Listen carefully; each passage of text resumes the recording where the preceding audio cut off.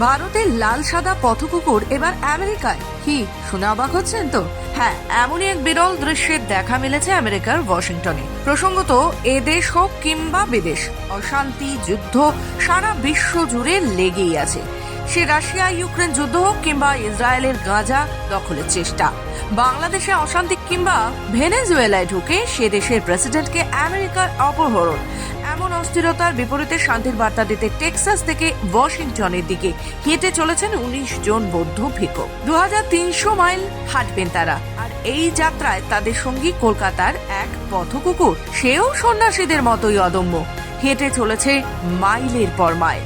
সম্প্রতি বৌদ্ধ ভিক্ষুকদের শান্তি মিছিলের একটি ভিডিও ভাইরাল হয়েছে সমাজ মাধ্যমে, আর সেই ভিডিওতে গোটা বিশ্বের চোখে পড়েছে কুকুরটি, যার নাম অলকা। অন্য পথ কুকুরদের মতোই কলকাতার রাস্তায় অবহেলার জন্ম সারমেয়টি, কিন্তু ভারতে ঘুরতে আসা বৌদ্ধ ভিক্ষুকদের একটি দল ফেরার সময় তাকে সঙ্গে নেই। বুদ্ধগয়া, সারনাথের মতো স্থান দর্শনের মধ্যে কলকাতায় আসেন তারা। তখন অলকা নিজেই সঙ্গী হন ভিন্ন ধরনের পোশাক পরা ওই ভিক্ষুকদের।